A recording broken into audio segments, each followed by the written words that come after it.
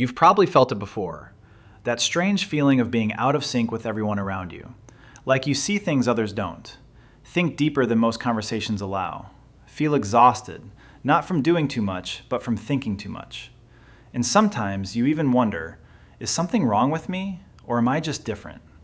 Because people with extremely high intelligence don't always look smart. They don't always stand out in obvious ways. In fact, many of their habits look confusing, even self-destructive from the outside. But underneath those habits is a mind that never really switches off. Let's talk about the 12 habits most people don't notice, but quietly define people with extremely high IQ. You're sitting in a room full of people. Everyone is laughing, talking, sharing stories. And you're there too, but not really there. Your mind drifts. You're analyzing tone, noticing patterns, predicting outcomes of conversations that haven't even finished yet. And suddenly, you feel tired. Not physically, mentally. That's where it begins. Habit number 1, they overthink everything. Not just big decisions, everything. A simple message turns into 10 possible meanings. A small mistake becomes a chain reaction of what-ifs. It's not anxiety, at least not always. It's a brain that naturally explores every possibility. But here's the hidden cost. When you see too many paths, it becomes harder to choose one. Pause for a second. How many times have you been stuck, not because you didn't know what to do, but because you saw too many options? Habit number 2, they struggle with simple tasks.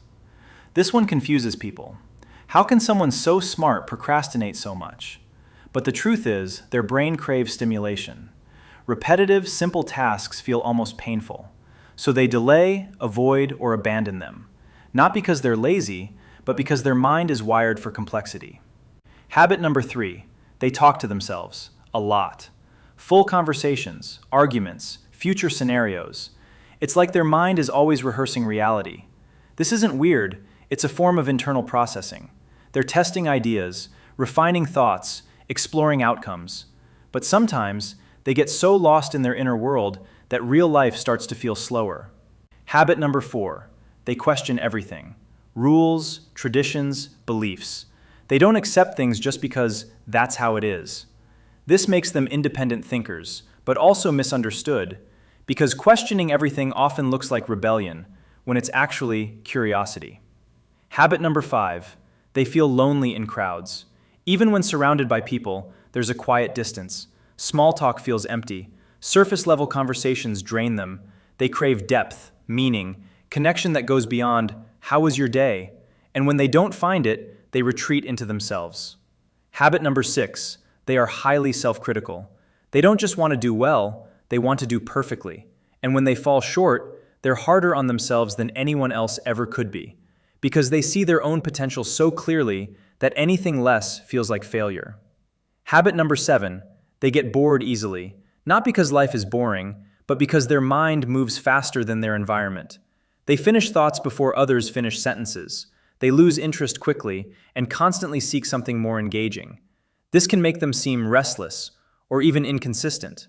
But in reality, they're just searching for something that matches their mental pace. Habit number 8, they have intense curiosity. They don't just want answers, they want understanding. They'll go down rabbit holes at 2 a.m., researching things most people wouldn't even think about. Because their mind isn't satisfied with surface-level knowledge, it wants depth, connections, truth.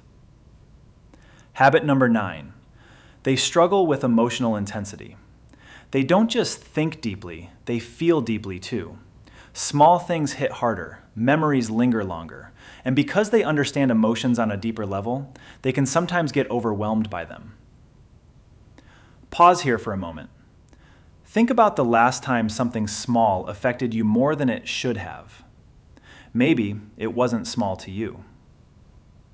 Habit number 10, they enjoy being alone. Not because they hate people, but because solitude feels peaceful. It's the only time their mind can wander freely without interruption. Alone time isn't loneliness for them, it's recovery. Habit number 11, they notice patterns others miss. In behavior, in conversations, in life. They can sense when something feels off, even if they can't explain why. This makes them insightful, but also over-aware. Sometimes they see things they wish they didn't. Habit number 12. They often feel misunderstood. Because how do you explain a mind that's always thinking, always analyzing, always feeling? People might say, "You think too much. You're too sensitive. You complicate everything." But what they don't realize is this is just how your brain works. And here's the twist. Most people think high intelligence makes life easier, but in reality, it often makes life heavier. More thoughts, more awareness, more emotional depth. It's like seeing the world in high definition while everyone else is watching in standard. But maybe it's not a burden. Maybe it's a different kind of strength, because the same mind that overthinks also understands deeply. The same sensitivity that overwhelms you also allows you to connect in ways others can't. The same curiosity that keeps you up at night is what makes you grow beyond limits. So if you see yourself in these habits, you're not broken. You're not too much. You're just wired differently.